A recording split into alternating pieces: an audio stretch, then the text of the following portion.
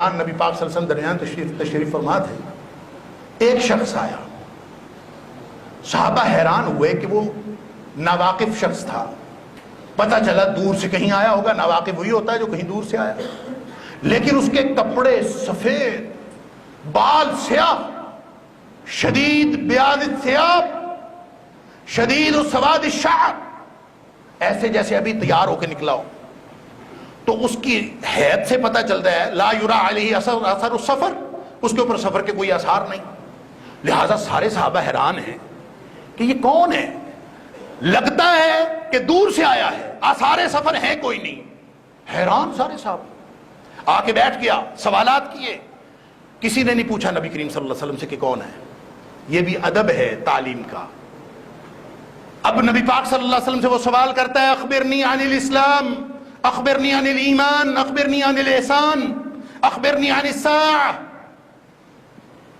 مجھے بتائیے ایمان کیا ہے، مجھے بتائیے اسلام کیا ہے، مجھے بتائیے احسان کیا ہے، یعنی یہ وہ پوچھ رہا ہے۔ نبی پاک صلی اللہ علیہ وسلم اس کے جواب میں بتاتے ہیں، وہ سن کے کہتا ہے صدقتا، آپ نے صحیح کہا۔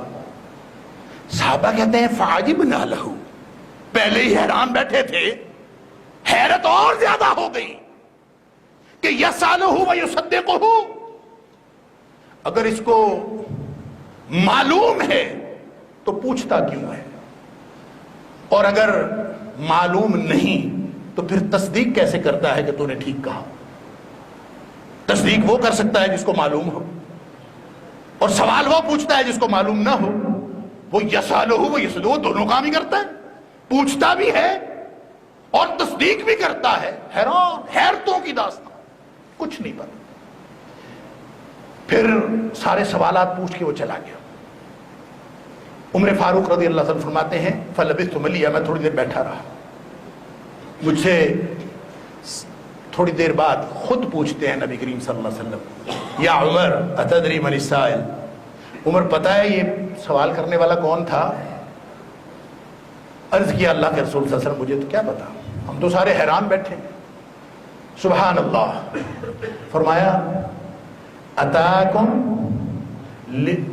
ھذا جبریل اتاکم لیعلمکم دینکم، یہ جبریل تھا، یہ تمہیں تمہارا دین سکھانے آیا تھا۔ جبریل تھا، تمہیں تمہارا دین سکھانے آیا تھا۔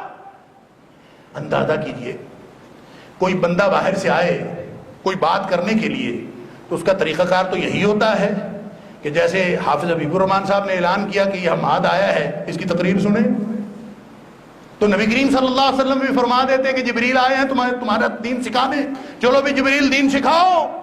جبریل تقریر کرتا، بتاتا اسلام کیا ہے، ایمان کیا ہے، احسان کیا ہے، قیامت کی نشانیاں بتا کے چلا جاتا، دین سکھا دیا جاتا۔ ایسا نہیں ہوا، حیرتوں کی داستان، ایک ایک قدم پہ حیرت ہے۔ کیوں؟ اس لیے کہ جبریل تقریر کر کے چلا جاتا تو جبریل کے کہنے سے دین نہ بنتا،